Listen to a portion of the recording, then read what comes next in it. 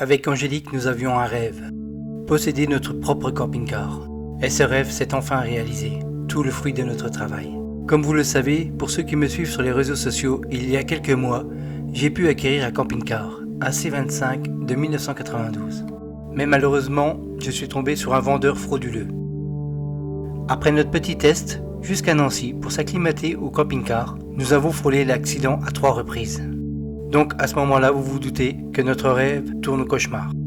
Après réflexion et colère, j'ai décidé de le réparer moi-même, avec l'aide de mon frère, que je remercie beaucoup. Car tout simplement, attaquer juridiquement l'ancien propriétaire pourrait prendre du temps, de l'argent et retarder nos projets que nous avions avec Angélique. Il y a un mois de cela, nous avons débuté les premières réparations. Et j'ai voulu faire un test sur un trajet de 150 km aller-retour de chez moi, juste pour une nuit. Malheureusement, de nombreux vices cachés se sont ajoutés, ce qui va nous coûter encore beaucoup d'argent, 2500 € environ, en plus des 800 € déjà utilisés. Et c'est alors que m'est venue en tête de vous partager cet endroit où nous avons passé la nuit, un endroit surnommé chez nous, le Petit Canada.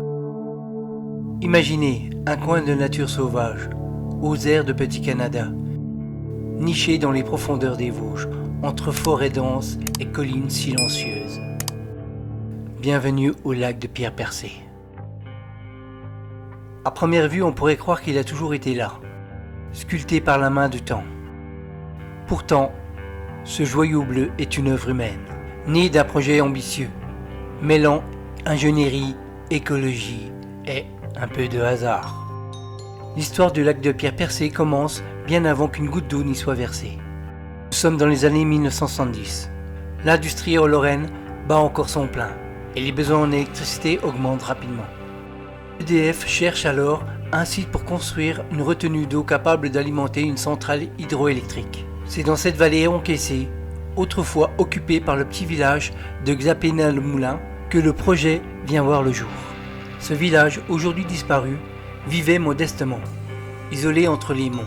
Mais pour laisser place au barrage, il a fallu l'abandonner. Les habitants ont été relogés, les maisons détruites, les souvenirs engloutis.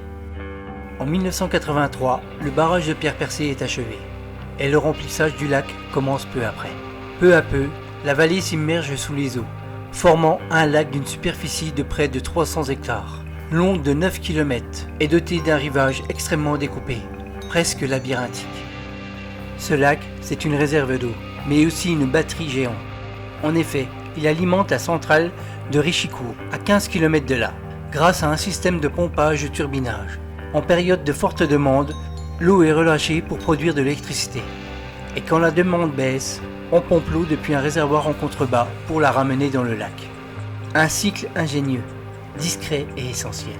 Mais le lac de Pierre Percé ne se résume pas à sa fonction technique.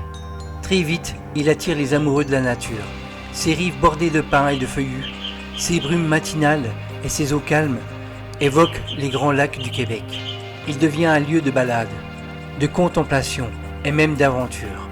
Randonnée, VTT, kayak, bivouac. Ici, on vient chercher la tranquillité, loin du tumulte urbain. Et son nom, Pierre Percé, intrigue. Il ne vient pas du lac, mais d'une curiosité géologique voisine. Une étrange formation rocheuse percée en son centre, comme un immense œil de pierre. Cette arche naturelle aurait donné son nom à tout le secteur, bien avant la création du barrage. Une légende raconte même que le diable en personne aurait lancé une pierre contre la montagne, y perçant ce fameux trou. Aujourd'hui, plus de 40 ans après sa création, le lac de Pierre Percé s'est fondu dans le paysage. Il est devenu un écrin de biodiversité, un refuge pour les oiseaux, un paradis discret pour les amateurs de silence. C'est un lieu où l'on vient respirer, observer, écouter. Un endroit où la nature et la technologie cohabitent dans une étonnante harmonie. Alors la prochaine fois que vous apercevrez ce vaste miroir d'eau entre les arbres, rappelez-vous, sous ces eaux tranquilles dort un village, vit une histoire, et coule l'énergie d'un territoire tout entier.